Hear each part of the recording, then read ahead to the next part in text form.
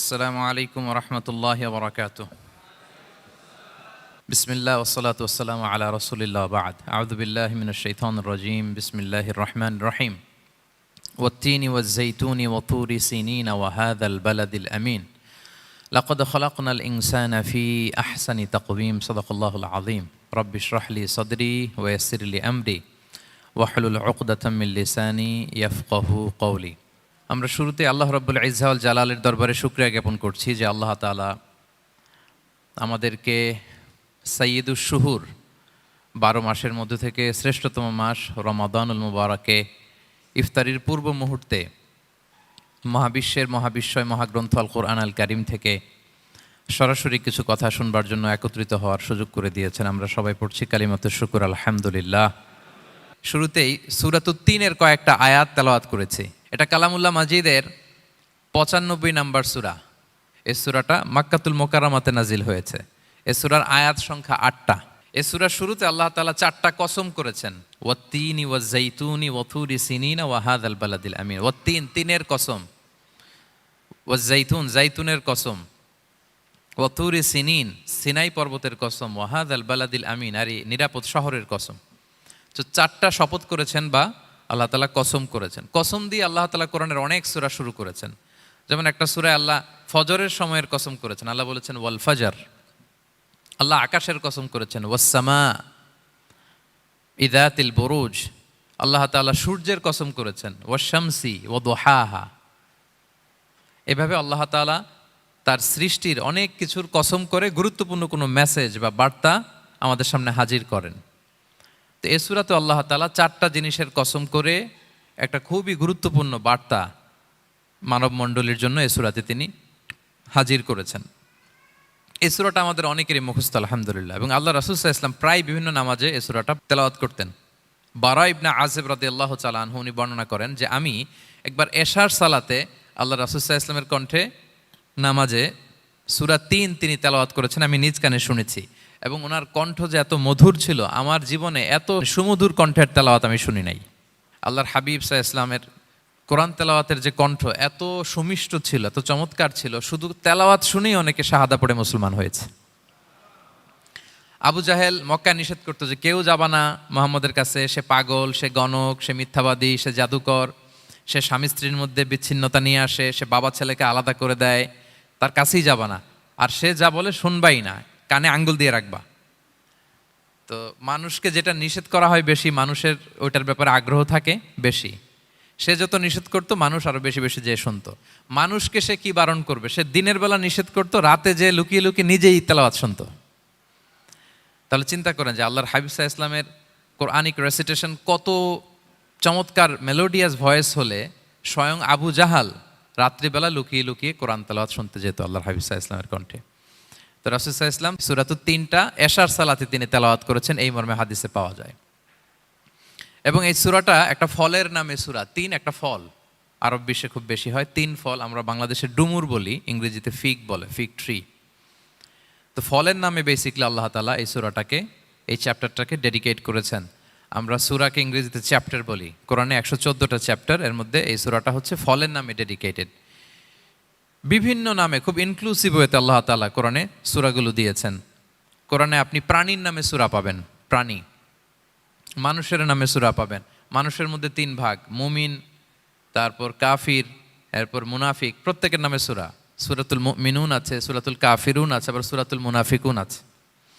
আমাদের দৃশ্য জগতের সবচেয়ে বড় প্রাণীটা হচ্ছে হাতি, তাই না? এই হাতির নামে একটা সূরা আছে, বলেন তো এই সূরার নাম কি? সূরা ফিল।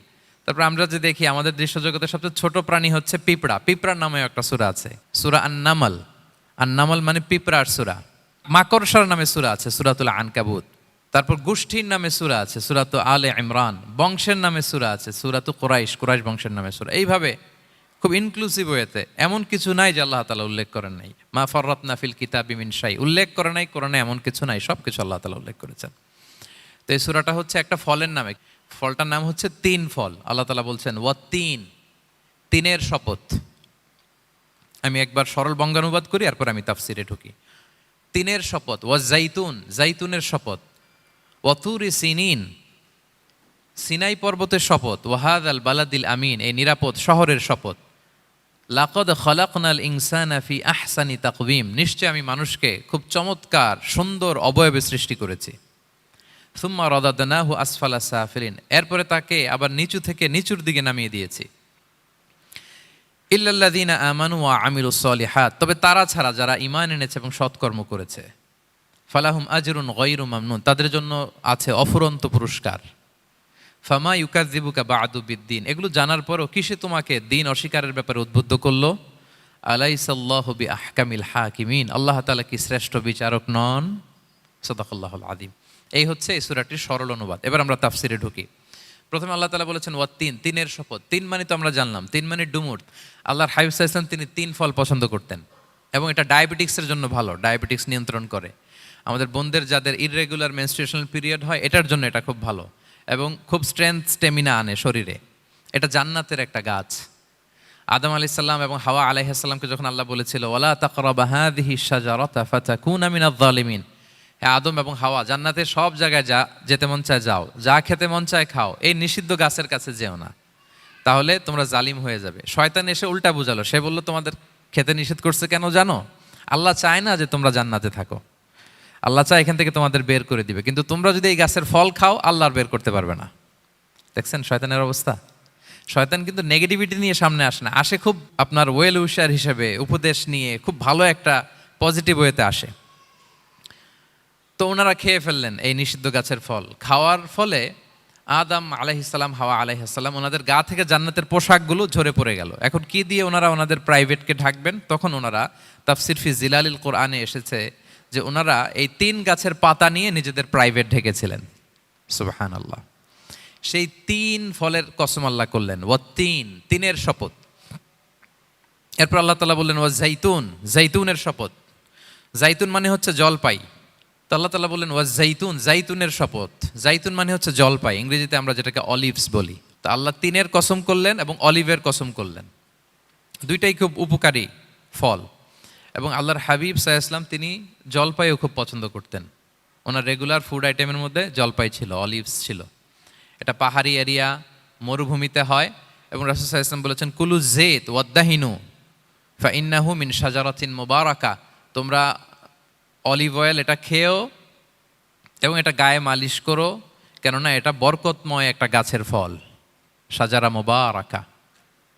এটা শরীরের ব্যাড কোলেস্টেরলকে কমিয়ে দেয়, দাড়িতে অ্যাপ্লাই করলে, চুলে অ্যাপ্লাই করলে সহজে পাকে না দাড়ি চুল, এবং স্কিনে অ্যাপ্লাই করলেও স্কিনের জন্য ভালো, স্কিনের জন্য বেশ ভালো। এটা যাদের সুযোগ হয় আপনারা দাড়িতে চুলে অ্যাপ্লাই করবেন, খাবেন। এটা খাওয়াও যায়। তাম্বুতু বিদ্দুহনি ওয়াসিবগিল লিল আখিলিন, কোরআনে এসেছে। এটা অয়েল হিসেবে ইউজ করে, আবার খাবার হিসেবেও ইউজ করা যায়। সালাদ ড্রেসিংয়ের ক্ষেত্রে কিন্তু অলিভ অয়েল আমরা ইউজ করি। ইদানিং পিজাতে খুব ইউজ করা হয় অলিভ, জলপাইটা।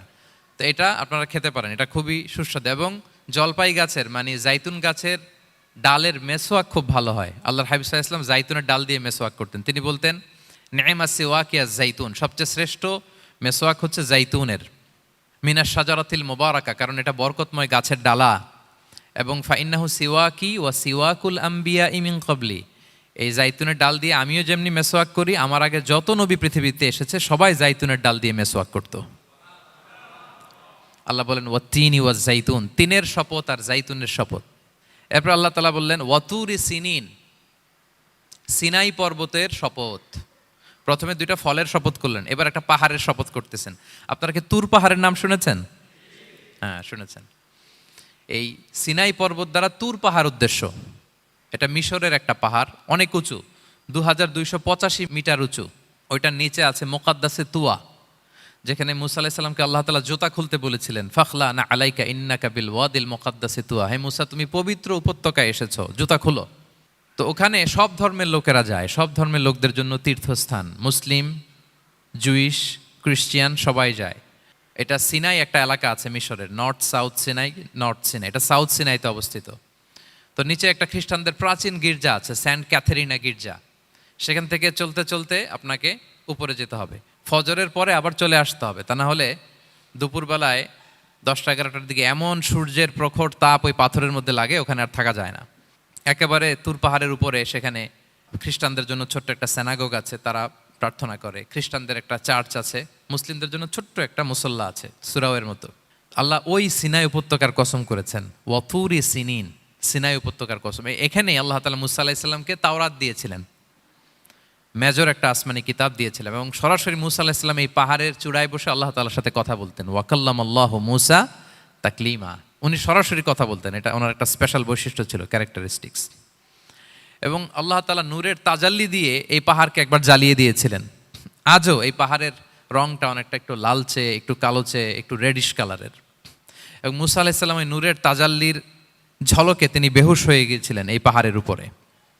ইয়াজুজ মাহাজুজ যখন কিয়ামতের আগে আগমন করবে, তখন মুসলমানদের সেন্টার হবে। ঈসা আলাইহিস সালাম মুসলমানদেরকে নিয়ে ওইখানে অবস্থান করবেন, এই তুর পাহাড়ের ওখানে। এবং আল্লাহর হাবিব সাল্লাল্লাহু আলাইহি ওয়াসাল্লামের মেরাজের রাতে এসরার সময় একটা স্টেশন ছিল এই তুর পাহাড়। জিবরাইল আলাইহিস সালাম এই তুর পাহাড়ে আল্লাহর হাবিব সাল্লাল্লাহু আলাইহি ওয়াসাল্লামকে নামিয়ে বলেছিলেন যে এটা জাবাল মুসা, আপনার ভাই মুসার পাহাড়, আপনি এখানে 2 রাকাত নামাজ পড়েন, দোয়া করেন। আল্লাহর হাবিব সাল্লাল্লাহু আলাইহি ওয়াসাল্লাম এই তুর পাহাড়ে 2 রাকাত সালাত আদায় করেছিলেন এবং দোয়া করেছিলেন। আল্লাহ এই তুর পাহাড়ের কসম কাটলেন, ওয়াতুরি সিনিন, সিনাই পর্বতের কসম, যেখানে তাওরাত কিতাব নাজিল হয়েছিল। এরপর আল্লাহ তাআলা বললেন, ওয়াহাদাল বালাদিল আমিন, আর এই নিরাপদ শহরের শপথ। এই শহর দ্বারা মক্কা শহর উদ্দেশ্য, কারণ রাসূল সাল্লাল্লাহু আলাইহি ওয়াসাল্লাম তখন মক্কায় ছিলেন, মক্কা নগরী। এই শহরের পূর্ব নাম ছিল বাক্কা। মক্কা নগরীকে বলা হয় উম্মুল কুরা, সব শহরের মা, সব শহরের সেন্টার, পৃথিবীর নাভিস্থল। এবং আল্লাহ তাআলা বলেছেন, মান দাখালাহু কানা আমিনা, এখানে যে প্রবেশ করবে সে নিরাপদ। হেরেমের মধ্যে কিন্তু কাউকে আক্রমণ করা যায় না, কোনো খুনিও যদি ঢুকে যায় অ্যাটাক করা যাবে না। তো জাহেলি যুগে এমনটা ঘটতো, কারোর সাথে কারো শত্রুতা হলে, ধরেন যে একজন তার বাবাকে হত্যা করেছে, তো সে তাকে পেয়েছে, ওই লোক বাঁচার জন্য দৌড়াতে দৌড়াতে হেরেমের ভিতরে ঢুকে যেত, কারণ সে জানে যে হেরেমে ঢুকলে সে আমাকে মারবে না। তো পরে সে যখন হেরেম থেকে বেরোতো, আবার তার সাথে যুদ্ধ শুরু হতো। এবং এই শহরের এত মর্যাদার কারণ হচ্ছে, সাইয়েদনা ইব্রাহিম আলাইহিস সালাম তিনি আল্লাহর কাছে দোয়া করেছিলেন যে রব্বি জাআল হাযা বালাদান আমিনা, হে আল্লাহ আপনি এই শহরকে নিরাপদ করেন, ওয়ারযুক আহলাহু মিনাস সামারাত, আর এই শহরের অধিবাসীদেরকে আপনি ফলমূল দিয়ে রিজিকের ব্যবস্থা করেন। এখনো দেখবেন যে সারা পৃথিবীতে যেই ফল নাই, মক্কাতে ওই ফল আছে। সারা পৃথিবী থেকে ফল ওখানে যায়, এবং মক্কার নেইবরিং সিটি তায়েফ, সেখানে অনেক ফল উৎপাদিত হয়, এখানে আসে। নিরাপদ শহর, বালাদান আমিনা। এবং আল্লাহর হাবিব সাল্লাল্লাহু আলাইহি ওয়াসাল্লাম বলেছেন যে এই মক্কা শহর আমার সবচাইতে প্রিয় শহর। বাধ্য হয়ে তিনি যখন হিজরত করলেন মদিনায়, সেদিন বারবার তিনি মক্কার দিকে পেছনে ফিরে ফিরে তাকান, আর কেঁদে কেঁদে তিনি বলতেছিলেন যে মাক্কাতু আহাব্বুল বিলাদ ইলাইয়া, মক্কা আমার কাছে সবচেয়ে প্রিয় নগরী। লাউলা উখরিজতু লামা খারাজতু, আমাকে যদি জোর করে বের করে দেয়া না হতো, আমি কোনোদিন মক্কা ছেড়ে অন্য কোথাও যেতাম না। আল্লাহর হাবিব সাল্লাল্লাহু আলাইহি ওয়াসাল্লামের সবচেয়ে প্রিয় শহর ছিল মক্কা, এবং এটা আল্লাহর হাবিব সাল্লাল্লাহু আলাইহি ওয়াসাল্লামের জন্মস্থান, মাকান মাউলিদির রাসূল, রাসূল সাল্লাল্লাহু আলাইহি ওয়াসাল্লামের বিলাদাত হয়েছে এই শহরে। এবং এই শহরকে আল্লাহ বলেছেন মাসাবাতান লিন্নাসি ওয়া আমনা, মানুষের মিলনস্থল, কেন্দ্রস্থল, সারা পৃথিবী থেকে মানুষ ওখানে যায়। আপনি যে রমাদানে যদি মক্কায় যান, আল্লাহু আকবার, লক্ষ লক্ষ উমরা পালনকারী সেখানে, ইউরোপ থেকে, আফ্রিকা থেকে, অস্ট্রেলিয়া থেকে, এশিয়া থেকে, সারা পৃথিবীর মানুষের মিলনস্থল। ওখানে গেলে আপনি দেখবেন মাসাবাতান লিন্নাসি ওয়া আমনা, নিরাপদ জায়গা এবং মানুষের মিলনস্থল। এটা এখানে এমন মসজিদ আল্লাহ রেখেছেন কাবা ঘরের চারদিকে, এটাকে বলা হয় মসজিদুল হারাম, যে মসজিদে 1 রাকাত সালাত পড়লে 1 লক্ষ রাকাতের সওয়াব হয়। আল্লাহর ঘরকে কেন্দ্র করে তাওয়াফের নির্দেশ দেওয়া হয়েছে, ওয়ালিয়াত তাওয়াফু বিল বাইতিল আতিক, পৃথিবীর কোনো ঘরকে তাওয়াফ করা যায় না, কোনো ঘরকে, এই একটা মাত্র ঘর যেটাকে এর চারদিকে এরকম তাওয়াফ করা যায়। তাহলে এই পবিত্র ঘর, পবিত্র মসজিদ যেই শহরে অবস্থিত, সেই শহরের কসম আল্লাহ করেছেন। আল্লাহ বললেন ওয়াহাদাল বালাদিল আমিন, এই নিরাপদ শহরের কসম, মানে মক্কা শহরের কসম। আমরা আপাত দৃষ্টিতে আমাদের কাছে মনে হচ্ছে 2টা ফলের কসম, একটা পাহাড়ের কসম, একটা নগরীর কসম। আসলে বেসিকলি আল্লাহ তাআলা এই 4টা শপথ দিয়ে 3 নবীর জন্মস্থান, 3 নবীর নবুয়তের কসম করেছেন। কিভাবে সেটা আমি মিলিয়ে দেই। এই যে প্রথমে যে আল্লাহ বলেছেন ওয়াত্তিনি ওয়া জাইতুন, 3 এবং জাইতুনের কসম। পৃথিবীতে সবচেয়ে বেশি 3 এবং জাইতুন কোথায় উৎপন্ন হয় জানেন? ফিলিস্তিনে। কোথায়? শাম দেশে, যেটা হাদিসের পরিভাষায় বলা হয় শাম, বর্তমান ফিলিস্তিন এবং সিরিয়া মিলে। 3 জাইতুন দিয়ে বেসিকলি আল্লাহ তাআলা ফিলিস্তিনের শপথ করেছেন, শাম দেশের শপথ, যেখানকার বেথলহামে ঈসা আলাইহিস সালাম, জেসাস ক্রাইস্ট, তিনি জন্মগ্রহণ করেছেন, ঈসা আলাইহিস সালামের জন্মস্থান। তাহলে 3 জাইতুনের শপথের মাধ্যমে মূলত আল্লাহ তাআলা ঈসা আলাইহিস সালামের জন্মস্থানের শপথ করেছেন, কারণ সেখান থেকে ওহী বিচ্ছুরিত হয়েছে, ওনার কাছে ইনজিল নাজিল হয়েছিল। এবং এই শামের মর্যাদার ব্যাপারে অনেক কথা আল্লাহর হাবিব সাল্লাল্লাহু আলাইহি ওয়াসাল্লাম তিনি বলেছেন। আল্লাহ রাসূল সাল্লাল্লাহু আলাইহি ওয়াসাল্লাম যখন মেরাজে যান, তখন মক্কা থেকে এই শাম দেশে ফিলিস্তিনের বাইতুল মাকদাসে রাসূল সাল্লাল্লাহু আলাইহি ওয়াসাল্লামকে নিয়ে যাওয়া হয়েছিল। এবং রাসূল সাল্লাল্লাহু আলাইহি ওয়াসাল্লাম প্রায় বলতেন, তুবা আলি শাম, শামের জন্য বরকত, কেননা ফেরেশতারা তাদের রহমতের পাখা শাম দেশের উপর বিছিয়ে রেখেছে।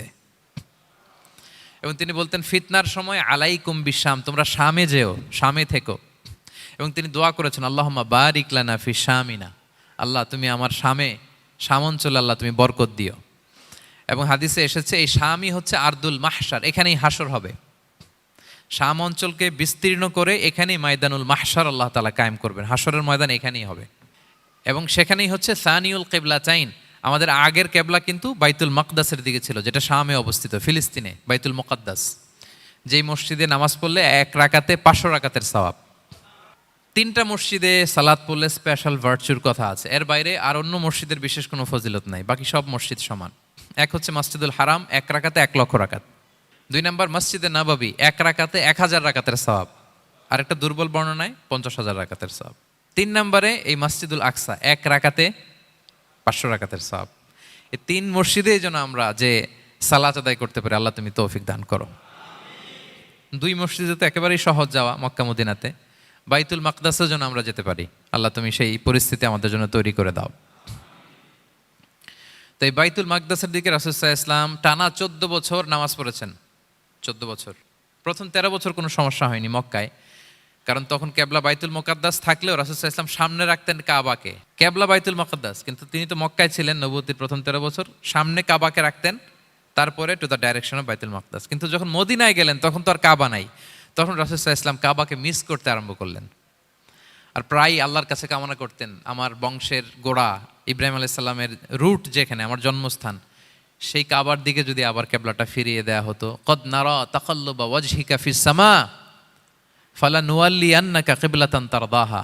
আল্লাহ আয়াত নাজিল করলেন, নবী আপনি আকাশের দিকে তাকিয়ে কি ভাবেন আমি বুঝি, আপনি চান কেবলা যেন আমি মক্কার দিকে ঘুরিয়ে দেই।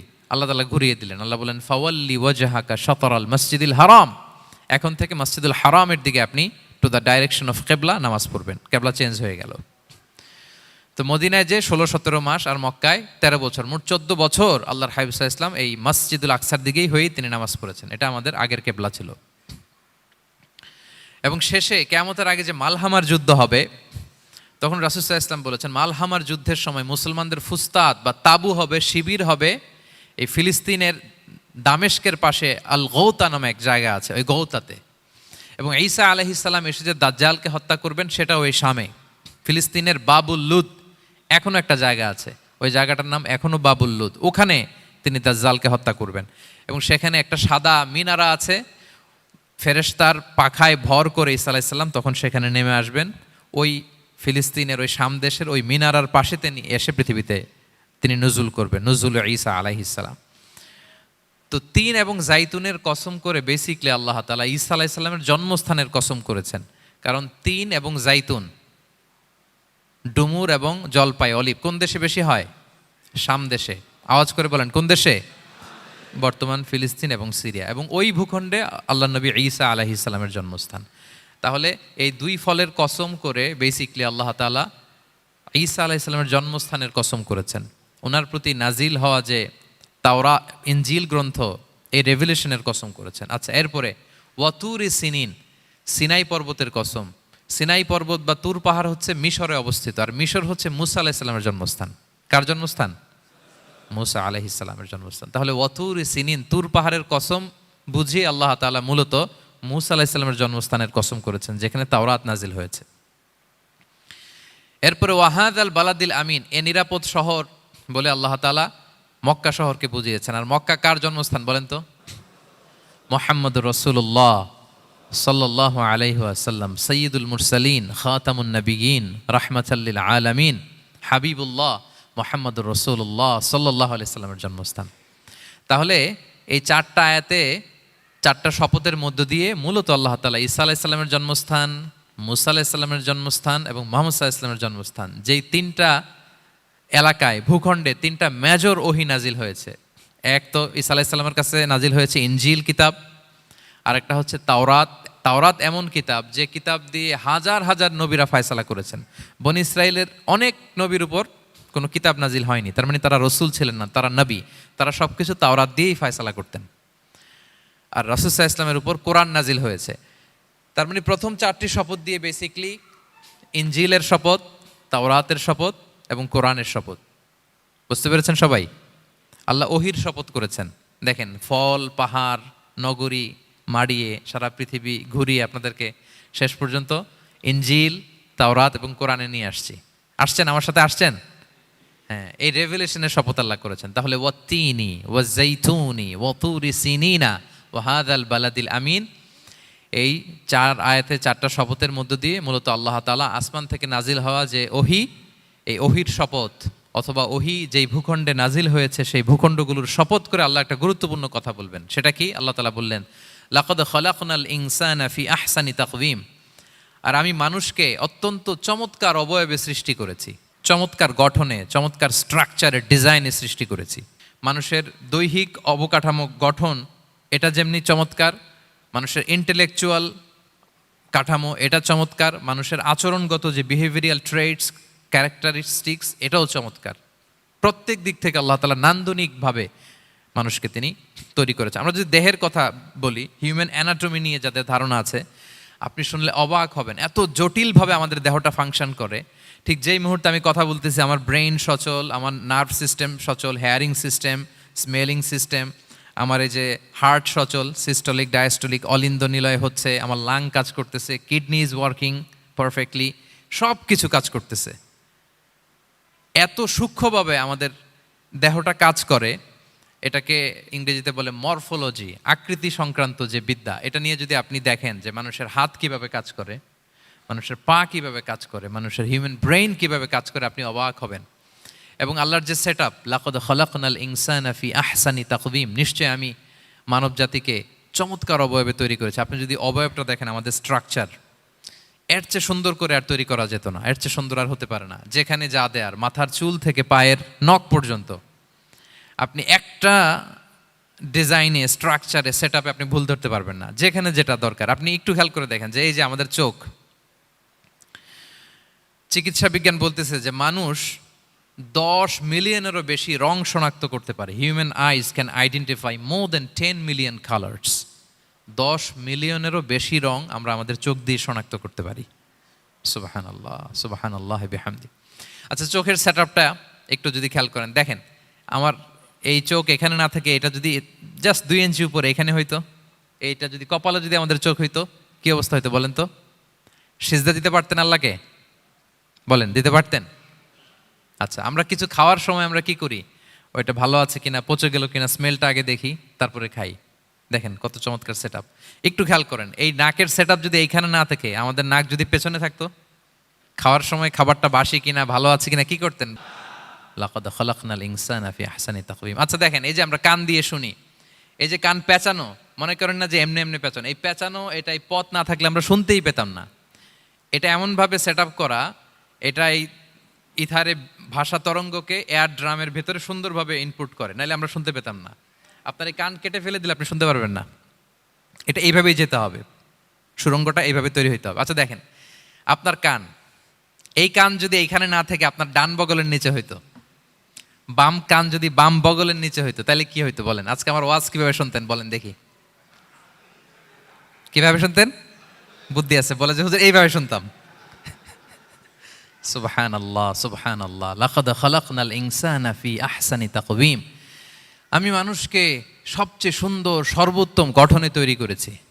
দেখেন, কান দুটো ওইখানে থাকলে কথা শুনতে হইলে হাত উঁচু করে রাখা লাগতো। আল্লাহ, আপনি একটা একটা অঙ্গ দেখেন, ঠিক যেখানে যেটা যেভাবে সেট করা দরকার, আল্লাহ তাআলা দয়া করে অনুগ্রহ করে ঠিক সেভাবে তিনি সেট করেছেন।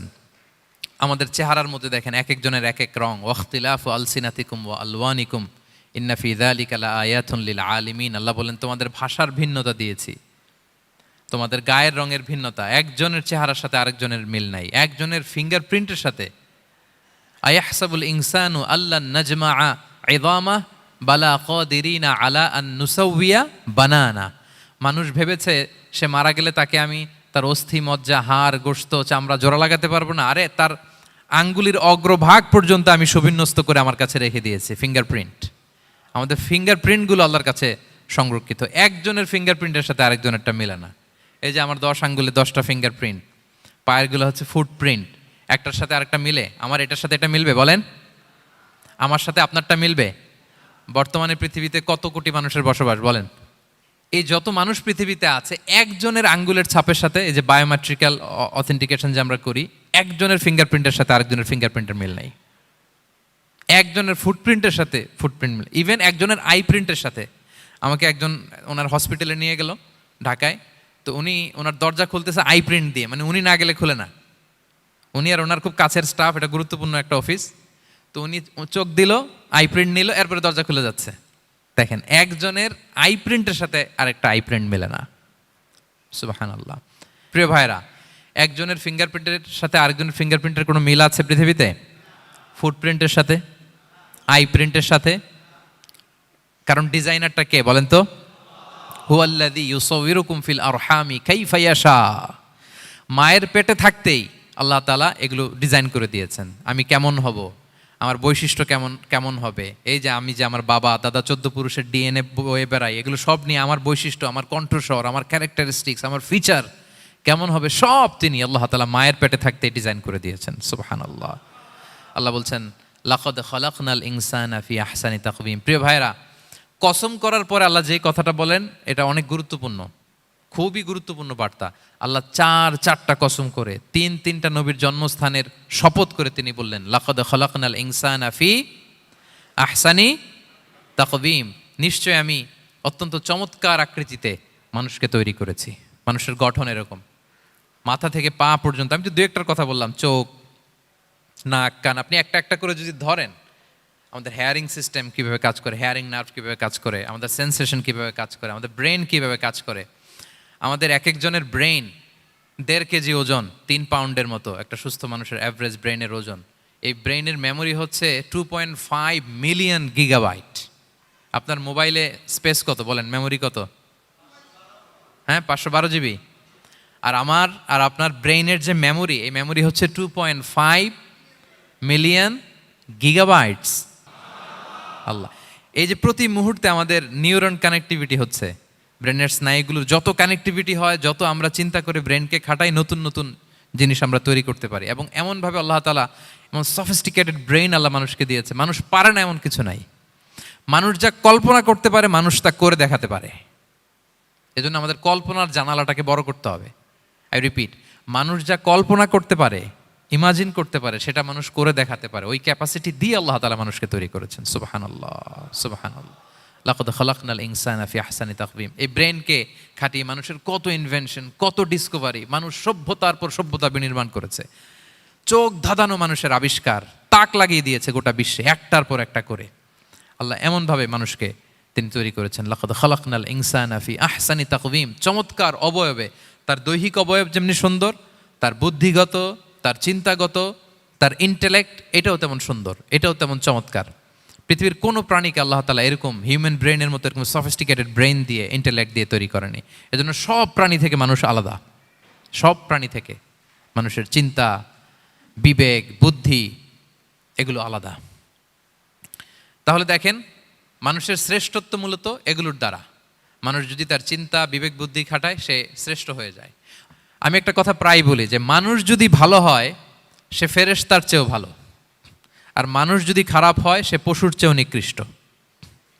আল্লাহ বলেন উলাইকা কাল আনআমি বাল হুম আদাল লাহুম কুলুবুল লা ইয়াফকাহুনা বিহা ওয়া লাহুম আ'য়ুনুল লা ইউবসিরুনা বিহা ওয়া লাহুম আযানুল লা ইয়াসমাউনা বিহা উলাইকা কাল আনআমি বাল হুম আদাল। তাদের হৃদয় আছে, ওটা দিয়ে অনুধাবন করে না সত্যকে। চোখ আছে, ওটা দিয়ে সে সত্যটা দেখে না। কান আছে, হকের কথা শোনে না। উলাইকা কাল আনআম, আল্লাহ বলেন তারা প্রাণীর মতো, চতুষ্পদ জন্তুর ন্যায়। শুধু অতটুকুই না, বালহুম আদাল, তারা তার চেয়েও নিকৃষ্ট, তার চেয়েও নিকৃষ্ট। তাহলে মানুষ ভালো হলে সে ফেরেশতাকে ছাড়িয়ে যায়, আর মানুষ নিকৃষ্ট হলে সে পশুত্বকে হার মানায়। কথা বুঝতে পেরেছেন? মানে আমরা ভালো হলে সবচেয়ে ভালো, খারাপ হলে সবচেয়ে খারাপ। একটা পশু আর একটা পশুকে হত্যা করে কেটে 20 টুকরা করছে, এরকম কোনো নিউজে আসছে কোনো দিন? কিন্তু আশরাফুল মাখলুকাত মানুষ তার মতো রক্তে মাংসে গড়া আরেকটা মানুষকে নির্মমভাবে হত্যা করে কেটে 20 টুকরা করে বস্তাবন্দি করে ডোবার মধ্যে ফেলে রাখছে। এরকম নিউজ আছে না বলেন? আছে। মানুষ তার মতো একটা মানুষকে নির্মমভাবে হত্যা করে। এরকমও তো আছে যে কেরোসিন দিয়ে তার মতো আরেকটা মানুষকে সে জ্বালিয়ে দিয়েছে, আছে না নাই বলেন? গ্রামের পর গ্রাম জ্বালিয়ে দেয়, জনপদের পর জনপদ ধ্বংস করে দেয়, বোমা মেরে শহর উড়িয়ে দেয়। লিটল বয় মেরেছিল আমেরিকান সোলজাররা জাপানের হিরোশিমা শহরের উপর। আমি হিরোশিমা তো গত বছর ভিজিট করে আসলাম, আমি নিজে দেখে এসেছি যে এখানে বোমটা মেরেছে। মুহূর্তের মধ্যে পুরো শহর ভ্যানিশ, এমন রেডিয়েশন। তো যেই আমেরিকান পাইলট বোমা মারতেছে সেও মানুষ, সেও কি? আর যাদেরকে ধ্বংসের জন্য এই লিটল বয় মারলো হিরোশিমাতে আর ফ্যাটম্যান মারলো নাগাসাকিতে, এরাও কি? তাহলে দেখেন, মানুষ তার মতো আরেকটা মানুষকে এরকম মেরে টুকরো টুকরো কুচি কুচি করতে সে দ্বিধাবোধ করে না। আল্লাহ, মানুষ গণহত্যা চালায়, জেনোসাইড। এই যে আমাদের বাংলাদেশে তো কিছুদিন আগে হলো গণহত্যা, হেলিকপ্টার থেকে গুলি করে বাচ্চা মেরে ফেলতেছে। কার বাচ্চা, কার কলিজার টুকরা সন্তান, ডোন্ট কেয়ার। জনগণের টাকায়, ট্যাক্সের টাকায় কেনা বুলেট, হেলিকপ্টার দিয়ে জনগণকে, ছাত্রদেরকে হত্যা করা হয়েছে। দেখেন, সেও মানুষ। যারা হত্যা করতেছে, গণহত্যা, জেনোসাইড চালিয়েছে, তারাও মানুষ। তাহলে মানুষ যদি খারাপ হয়, মানুষের চেয়ে খারাপ আর কেউ হয়? আর মানুষ ভালো হলে মানুষের চেয়ে ভালো কেউ হতে পারে? মানুষ এমন জায়গায় যেতে পারে যেখানে ফেরেশতারাও যেতে পারে না। জিবরাইল ইসলামের যাওয়ার সীমানা যেখানে শেষ, মুহাম্মদ সাল্লাল্লাহু আলাইহি ওয়াসাল্লামের ঊর্ধ্ব জগতের কাহিনী সেখান থেকে শুরু। আল্লাহু আকবার। তাহলে মানুষ ভালো হলে ফেরেশতাকে ছাড়ায়, মানুষ খারাপ হলে পশুত্বকে হার মানায়। So the decision is yours. রাস্তা দুইটা, আপনি কোন দিকে যাবেন? আপনি কি ডান দিকে জান্নাতের পথে যাবেন নাকি বাঁ দিকে জাহান্নামের পথে যাবেন? সিদ্ধান্ত আপনার। আল্লাহ তাআলা বললেন, লাকাদ খালাকনাল ইনসানা ফি আহসানি তাকওয়িম। আমি মানুষকে চমৎকার আকৃতিতে তৈরি করেছি। হাতের মেকানিজম কি, পায়ের মেকানিজম কি, আমার চেয়ে আপনারাও ভালো জানেন। এগুলো ঘন্টার পর ঘন্টা আপনি বলতে পারবেন যে কেমন ভাবে আল্লাহ তাআলা তৈরি করেছেন। আল্লাহ বলেন, মানুষকে আমি অত্যন্ত চমৎকার আকৃতি দিয়ে তৈরি করেছি। তার সৃষ্টিগত কাঠামো, তার বুদ্ধিবৃত্তিক কাঠামো, তার চিন্তাগত কাঠামো, তার আচরণগত কাঠামো, তার নৈতিকতায় তাকে এমন উচ্চ মর্যাদার আসন আমি দিয়েছি, এটা যদি সে অ্যাচিভ করে, বিলং করে, তাহলে তার চেয়ে শ্রেষ্ঠ কেউ আর হতে পারে। কিন্তু আল্লাহর দেয়া এই ক্যাপাসিটিগুলো, এই নেয়ামাগুলো যদি সে অ্যাকসেপ্ট না করে, সে যদি পশুত্বের পথে হাঁটে, সে যদি শয়তানের দেখানো পথে হাঁটে, তাহলে সে এত নিচে যাবে, অন্য কেউ আর এত নিচে যেতে পারে না।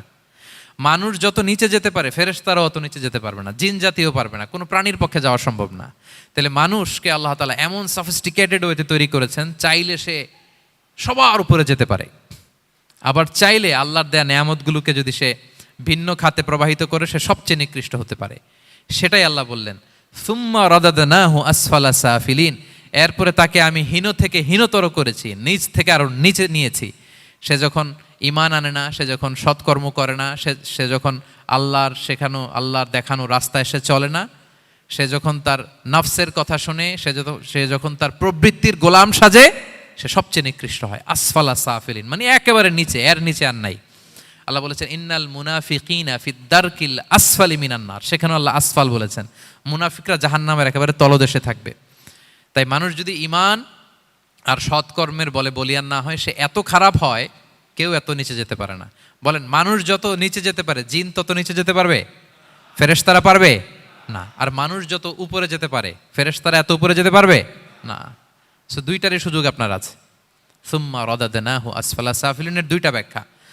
কোনো মুফাসসির বলেছেন, যৌবনের পর, যৌবনে থাকে শক্তিশালী, বার্ধক্যের সময় যখন সে নুয়ে যায়, ছোট হয়, সে একেবারে দুর্বল হয়ে যায়, সেটা বোঝানো হয়েছে। আর অন্যান্য মুফাসসিরিন একরাম বলেছেন, না, আল্লাহর দেওয়া এই নেয়মা, ক্যাপাসিটি যখন সে সঠিক পথে কাজে লাগায় না, সে যখন প্রবৃত্তির অনুসরণ করে, সে তখন এত খারাপ হয়, এত নিচ থেকে নিচুতর হয়, এত হীন থেকে হীনতর হয়, তার চেয়ে হীনতর আর কেউ তখন হতে পারে না। সেখান থেকে বাঁচার দুটি রাস্তা আল্লাহ বলেছে। আল্লাহ বলছেন, ইল্লাল্লাযীনা আমানু ওয়া আমিলুস সলিহাত। তবে যারা ঈমান আনে এবং সৎকর্ম করে তারা ছাড়া। তারা ওই নিচু থেকে নিচুতর নয়, তারা শ্রেষ্ঠতর। ঈমান এবং সৎকর্ম, ঈমান এবং আমলে সালেহাত। কোরআনের অনেক জায়গায় আপনি আয়াতটা পাবেন, ইন্নাল্লাযীনা আমানু ওয়া আমিলুস সলিহাতি কানাত লাহুম জান্নাতুল ফিরদাউসি নুজুলা। নিশ্চয়ই যারা ঈমান এনেছে সৎকর্ম করেছে তাদের জন্য আমি জান্নাতে ফেরদাউস রেখে দিয়েছি। তা আল্লাহ বলেন তারা নিকৃষ্ট হবে না যারা ঈমান এনেছে সৎকর্ম করেছে। যারা কি এনেছে? ঈমান। আর কি করেছে? সৎকর্ম করেছে। ইল্লাল্লাযীনা আমানু, যারা ঈমান এনেছে সৎকর্ম করেছে, ফালাহুম আজরুন গায়রু মামনুন, তাদের জন্য রয়েছে অফুরন্ত পুরস্কার, মানে জান্নাত। তাদের জন্য কি? ওই জান্নাতে যেতে আমরা চাই কি চাই না বলেন? রাস্তা কয়টা? এটা চলে গেছে ডান দিকে, এটার গন্তব্য হচ্ছে ডেস্টিনেশন জান্নাতুল ফেরদাউস। আর এটা শয়তানের পথ, এটা আপনার প্রবৃত্তির দেখানো পথ, এটা চলে গিয়েছে জাহান্নামে। So now the decision is years. আপনার ডিসিশন, কোন দিকে যাবেন, ডানে না বায়ে? জান্নাতে না জাহান্নামে? জান্নাতে যেতে চাই আমরা। ফালাহুম আজরুন গায়রু মামনুন, তাদের জন্য আছে অফুরন্ত নেয়ামত, অফুরন্ত পুরস্কার। আমরা যেন সেই পুরস্কার লাভে ধন্য হতে পারি, আমরা সবাই বলি আমিন। আল্লাহ বলেন এইভাবে 4টা কসম করার পরে, এত গুরুত্বপূর্ণ বার্তা হাজির করার পরে, তোমার ঘুমন্ত বিবেককে জাগিয়ে তোমাকে বার্তা দেওয়ার পরেও কিভাবে তুমি অস্বীকার করতে পারো আখিরাতকে? ফামা ইউকাযযিবুকা বা'দু বিদ্দিন, এরপরেও কোন বিবেকে, কোন আকলে, কোন সাহসে তুমি কর্মফল দিবসকে অস্বীকার করো?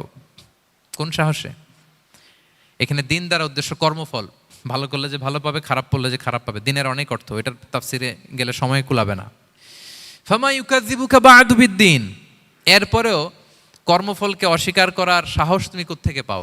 কিসে তোমাকে উদ্বুদ্ধ করে কর্মফল দিবসকে অস্বীকার করতে? আলাইসাল্লাহু বিআহকামিল হাকিমিন, আল্লাহ তাআলা কি শ্রেষ্ঠ বিচারক নন?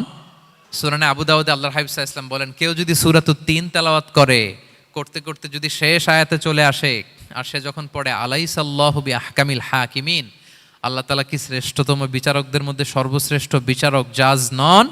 তখন সে যেন উত্তর দেয়, এটা তো আল্লাহর প্রশ্ন, আলাইসাল্লাহু বিআহকামিল হাকিমিন, আল্লাহ আমাদেরকে প্রশ্ন ছুড়ে দিয়েছেন যে আল্লাহ তাআলা কি শ্রেষ্ঠ বিচারক নন? তখন যে তেলাওয়াত করে সে যেন বলে বালা বালা ওয়া আনা আলা যালিকা মিনাশ শাহিদিন। বালা মানে অবশ্যই, হ্যাঁ আল্লাহ অবশ্যই আপনি শ্রেষ্ঠ বিচারক, আর আপনি যে শ্রেষ্ঠতম বিচারকে সাক্ষী আমি দিচ্ছি, এই ঘোষণা আমি দিচ্ছি। পড়েন সুবহানাল্লাহ। আপনি দেখবেন মসজিদুল হারামে, হারামাল মাক্কিতে যখন তেলাওয়াত করে ইমাম সাহেবরা, এই আয়াতের পরেই যদি রুকুতে যায় দেখবেন ফিস ফিস করে বলে যে বালা বালা ওয়া আনা আলা যালিকা মিনাশ শাহিদিন। আমি নিজে শুনেছি, দেখবেন ওনার এটা পরে, কারণ আল্লাহ এখানে প্রশ্ন ছুড়ে দিয়েছেন, আর উত্তর হিসেবে বলতে হবে বালা ওয়া আনা আলা যালিকা মিনাশ শাহিদিন, আল্লাহ অবশ্যই আপনি শ্রেষ্ঠ বিচারক। আল্লাহর চাইতে শ্রেষ্ঠ বিচারক আর হতে পারে? আমরা কত লাকি যে আল্লাহর আহকামুল হাকিমিন হিসেবে বিচারক পেয়েছি। হ্যাঁ, আমাদের বিচার যদি অন্য কেউ করতো, নিজেরা যদি নিজেদের, আল্লাহ যদি বলতো তোরটা বিচার তুই কর আর তোরটা তুই কর, কি অবস্থা হয়তো বলেন? যার সাথে যার শত্রুতা আছে ওইখানে দেখাই দিত। কিন্তু আমরা বিচারক হিসেবে পেয়েছি কাকে? আল্লাহ কি পার্সিয়ালিটি করবে বিচারে? স্বজনপ্রীতি করবে? কারো উপর জুলুম করবে? কাউকে ঠকাবে? আল্লাহ বলেন ওয়ামা আনা বিযাল্লামিল লিল আবিদ, আমি কখনো আমার বান্দার উপর জুলুম করি না, জুলুম করি না। নাদাউল মাওয়াজিনাল কিসতা লিয়াউমিল কিয়ামা, কিয়ামতের দিন আমি মিজান নামে এমন এক ন্যায় বিচারের মানদণ্ড স্থাপন করব, ফালা তুযলামু নাফসুন শাইআ, এক বিন্দু পরিমাণ কেউ মাজলুম হবে না, এক বিন্দু পরিমাণ কেউ মাজলুম হবে না। এজন্য দুনিয়াতে যদি বিচার না পান, আল্লাহর দরবার বিচারটা দিয়ে রাখেন, সেদিন বিচার হবে। আহকামুল হাকিমিন আপনারা ঠকাবে না। দুনিয়াতে বিচার পান নাই, মাজলুম হয়েছেন, মানুষ ভুল বুঝছে, কেউ আপনারে ঠিক মতো বুঝে নাই, আপনার কথাটা কাকে বলবেন? বিপদে পড়লে ক্রাইসিস মোমেন্টে কাকে শেয়ার দিবেন? না ফেসবুকে শেয়ার দিবেন? আমরা তো ফেসবুকে শেয়ার দিয়ে দিই এখন। ফেসবুকে শেয়ার দেওয়ার আগে, বন্ধুকে শেয়ার দেওয়ার আগে, স্ত্রীর কাছে শেয়ার করার আগে আমার সমস্যার কথা আগে শেয়ার করব কাকে? কারণ আলাইসাল্লাহু বি আহকামিল হাকিমিন, আল্লাহ বলছেন আমি কি শ্রেষ্ঠ বিচারক নই? বালা বালা ইয়া রব ওয়া আনা আলা যালিকা মিনাশ শাহিদিন, অবশ্যই আল্লাহ আপনি শ্রেষ্ঠ বিচারক। ক্লিয়ার হয়েছে না সবার কাছে?